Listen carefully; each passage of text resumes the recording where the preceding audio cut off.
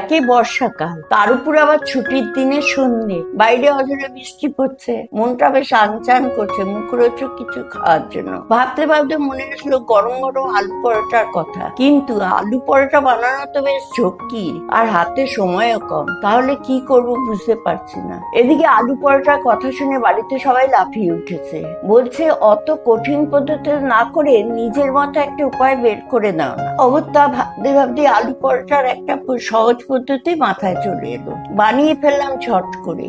ডিনারে সবাই খেয়ে বললো এ তো ট্রেডিশনাল পদ্ধতি থেকেও ভালো, আপনারাও ট্রাই করে দেখতে পারেন, বেশ সহজ আর মুখরোচক।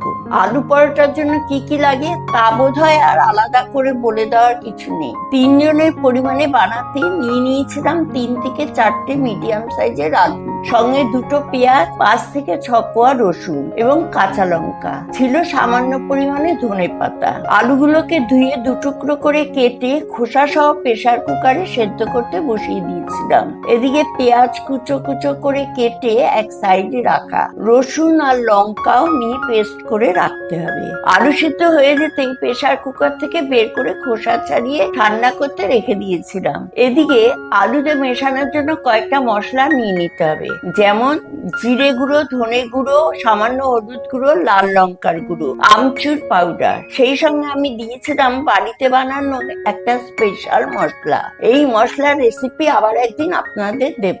বাড়িতে বানিয়ে রাখতে পারেন, অনেক রান্নাতেই দেওয়া যায় মশলাটা। সেদ্ধ আলুগুলো ঠান্ডাতে একটা স্ম্যাশারের সাহায্যে মিহি করে মেখে নিতে হবে। যদি সামান্য কিছু অংশ শক্ত থাকে সেটা বাদ দিয়ে দিতে হবে, নাহলে পরোটা ফেটে যাবে। আলু মাখা রেডি করে এবার ওভেনে একটা কড়াই বসিয়ে গরম করে নিতে হবে। তাতে 2 থেকে 3 চামচ রিফাইন্ড তেল দিয়ে দিতে হবে। তেল ভালো করে গরম হলে কুচো করে কেটে রাখা পেঁয়াজ দিয়ে দিতে হবে। পেঁয়াজ সামান্য রং পাল্টালে তাতে দিয়ে দিতে হবে রসুন ও লঙ্কার পেস্ট। আবারও কিছুটা ভাজা হতেই এবার একে একে মশলাগুলো দিয়ে দিতে হবে। সেই সঙ্গে দিতে হবে স্বাদ অনুসারে লবণ। আমরা ময়দা মাখার সময় আর কোনো লবণের ব্যবহার করব না, তাই এখনই সামান্য বেশি লবণ দিয়ে দিতে হবে। স্বাদটা ব্যালেন্স করতে দিতে হবে 1/2 চামচ চিনি। মশলা কষানো হয়ে গেলে এবার তাতে দিয়ে দেব আলু সেদ্ধ মাখা। মশলার সঙ্গে সেটাও কিছুটা রান্না করে নেব। আলু আর মশলা একসঙ্গে মিশে গেলে ধনেপাতা ছড়িয়ে সেটা নামিয়ে ঠান্ডা করতে রেখে দেব। এবার পরিমাণ মতো ময়দা নিয়ে আলু পরোটা বানানোর জন্য।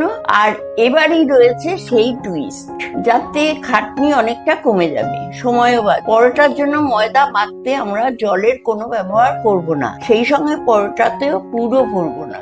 যে ময়দা নিয়েছি পরোটার জন্য তাতে দিয়ে দেবো আলু, পেঁয়াজ ও মশলার মিশ্রণটা, আর সেটা দিয়েই পুরো ময়দাটা মাখবো। এই সময় যদি মনে রাখো শুকনো হয়ে যাচ্ছে, তাহলে হাতে সামান্য জল নিয়ে ময়দা আলুর একটা ডো বানিয়ে নিতে হবে। ডোটা যেন খুব শক্ত বা নরম না হয়। কিছুটা সময় ওই ডোটা ঢাকা দিয়ে রেখে দেবো। মিনিট 15-20 রাখার পরই এবার একটু বড় সাইজের লেচি কেটে সামান্য ময়দা ছড়িয়ে বেলে নিই। তারপর তাওয়ায় প্রথমে শুকনো সেকে এক এক পিঠে তেল দিয়ে ভেজে নিই। তৈরি সহজ পদ্ধতিতে আলুর পরোটা। সার্ভ করতে পারেন আচার, টক দই ও কাঁচা পেঁয়াজের সঙ্গে, আবার সস দিয়েও খেতে পারেন।